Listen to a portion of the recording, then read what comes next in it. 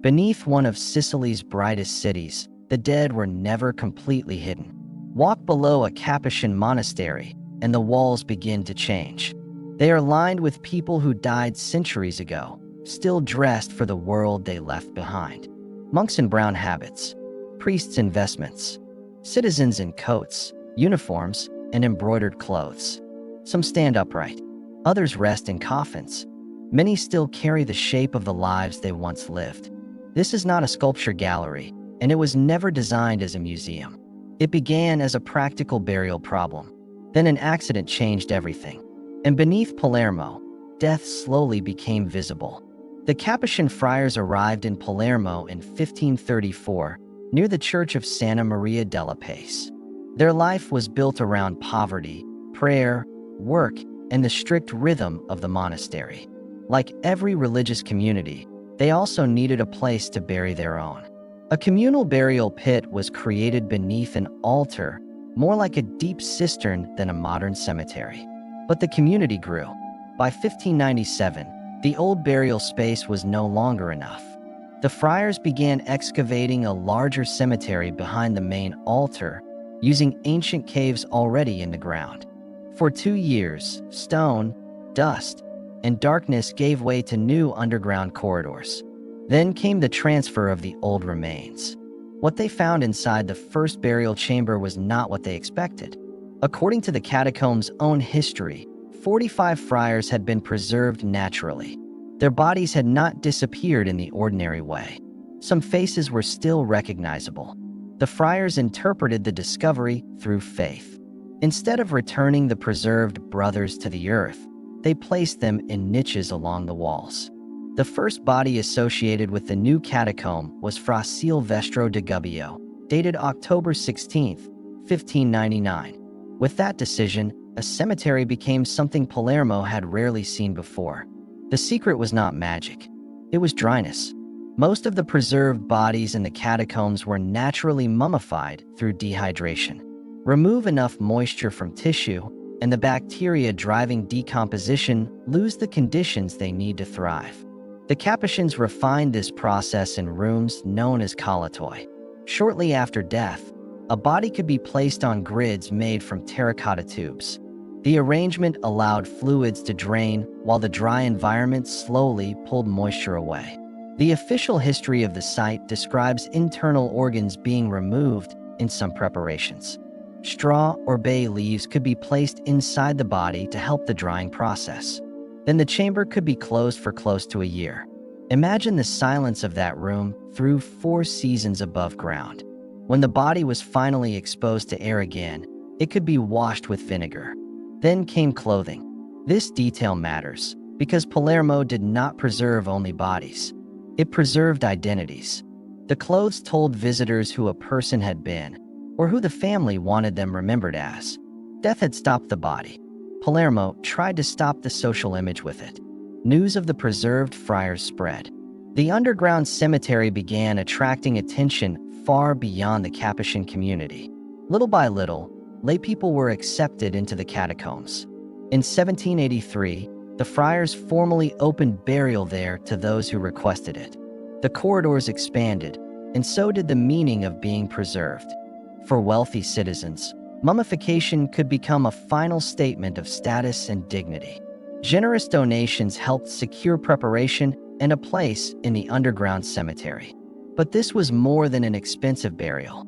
The dead remained available to the living. Relatives could visit, pray, and stand close to the person they had lost. The catacombs created an unsettling intimacy modern cemeteries usually remove.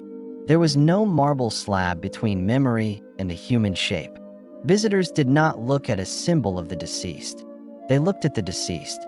That changed the relationship between remembrance and death. And the corridors began to mirror Palermo itself. The dead were sorted by profession, sex, religious role, and social position. The oldest corridor belonged to Capuchin friars, still wearing the brown habit of their order. Priests occupied another area, preserved in clerical vestments. The women's corridor displayed embroidered dresses and decorative caps that survived for centuries. The men's corridor included members of prominent Palermo families.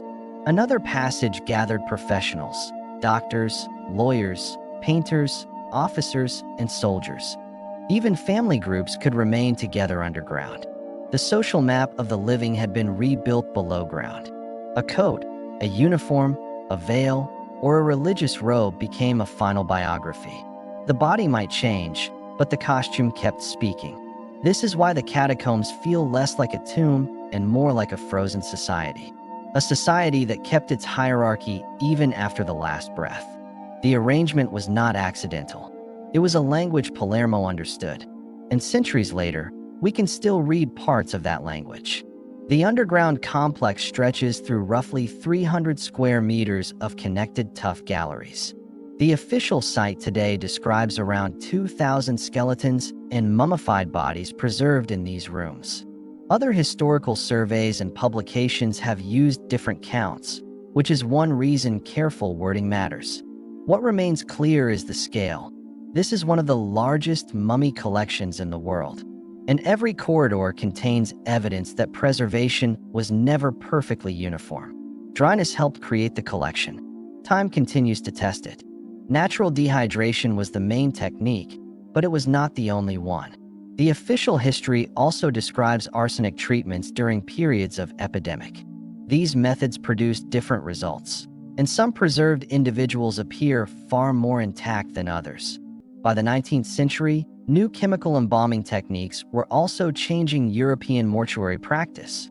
In Palermo, artificial embalming was used only occasionally, but one of those rare cases became the most famous name in the catacombs. Rosalia Lombardo died in Palermo in 1920, just before her second birthday. Her preservation is commonly associated with the Palermitan embalmer Alfredo Salafia. Later research has examined both the formula linked to Salafia and the extraordinary condition of Rosalia's remains. Today, her coffin is enclosed behind protective glass in a carefully controlled setting. The image has earned her the nickname the Sleeping Beauty of the catacombs.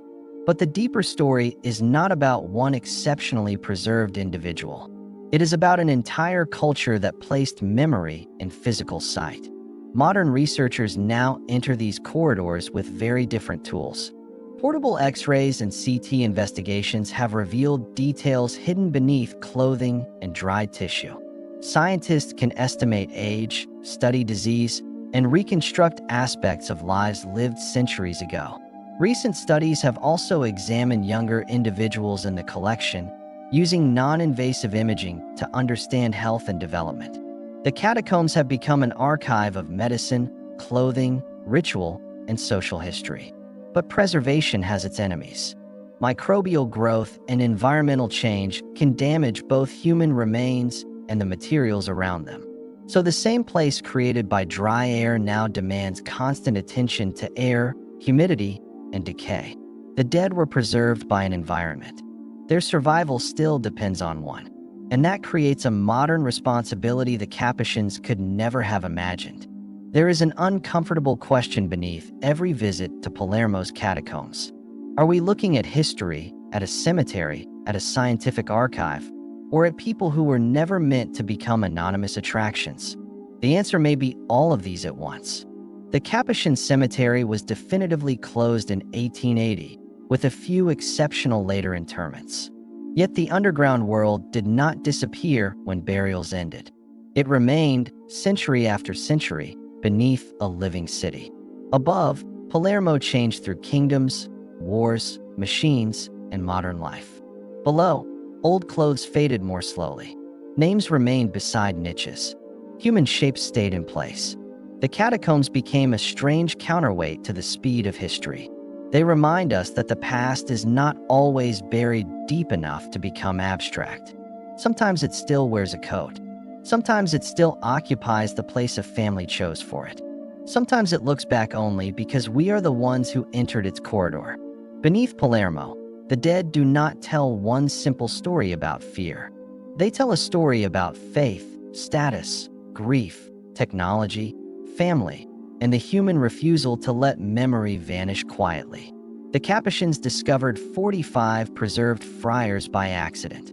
Palermo turned that accident into a world beneath the city.